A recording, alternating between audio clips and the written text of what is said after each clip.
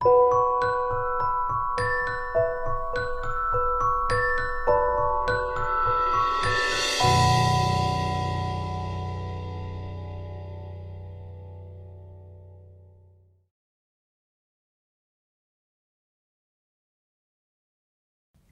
and welcome to another episode of Journeys.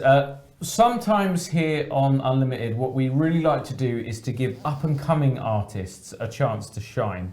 So you may not have heard of today's guest, but it's fine, you'll get to know him. This is Marc Spelmann. Yeah. Marc Spelmann, who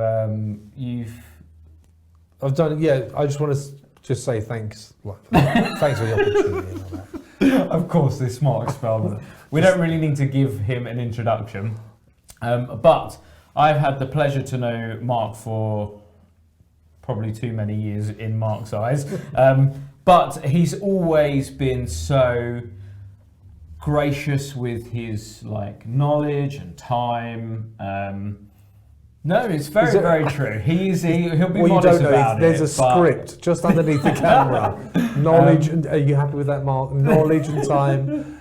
Yeah, he did write this all for me. But no, he has always been super gracious, and I've had the absolute pleasure to see him perform in a theatre show as well. And of course, you guys would have seen him on that. What was that show that you were on? X Factor. X Factor. He was on X Factor. He got to the judges' houses, which was really good. Yeah. I don't know how. Just mowing the lawn. I wasn't on the show. I was just in the background mowing Simon Cowell's lawn. So yes, you don't know what any of this is about. I know nothing. Which is exciting. So I was at home with my family, then in the back of a trunk, and then they took me out, and I was in this room. I have no idea where I am, so it's a bit scary. Well, I'm really excited to find out about this. So the idea is we're going to take you on a mini journey through your career.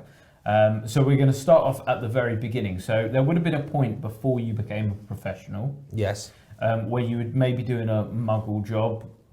What was that job and what was that transition into magic? Why did you choose magic and become a professional performer? So I've always had magic in my life, literally from age 6 or 7. I got, the very first thing that I got was a book on optical illusions, and it had some card tricks in it. Just a Christmas present from my nan, and I remember, bless her, it was a little deck of cards that was wrapped up in the package as well. And the tricks were really simplistic. I mean, like almost self-working tricks, no sleight of hand, that kind of thing.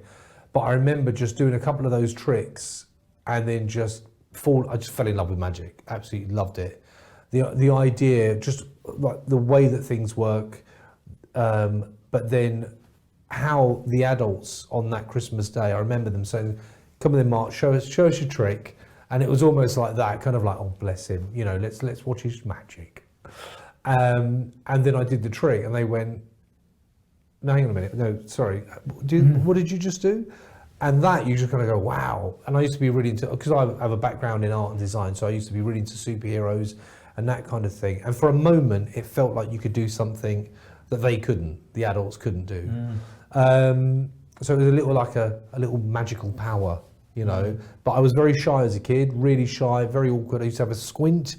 So I used to have like occasionally when I got very tired. So yeah, school wasn't great. So for me, magic was just a sort of an outlet that I just fell in love with. But side by side with art and design and drawing and illustrating, they were my two passions. One, no one in my family's in showbiz, so one was considered a hobby. That's the magic. Oh, that's cute. We'll get my magic set for his next birthday, that kind of thing. And but the art and design, it was always, that's going to be Marc's career. So magic stayed with me the whole time, all the way through college, everything, just sort of starting to learn a little bit more, buying, so I remember going to Hamleys. Marvin's Magic was at Hamleys, still is. And I remember they actually used to sell fantastic coin uniques. And it was the old 10p, 2p. And I remember it was such a weird transaction because I'm giving, and I didn't have a lot of money. I mean, I was sort of, doing part-time work and stuff.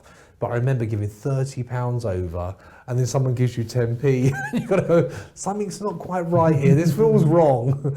But so that was like that was where I really started to invest in it. When I discovered things like, Popeye Popper decks, Bengali decks, the coins, Coin Unique, and that kind of thing. And I really got into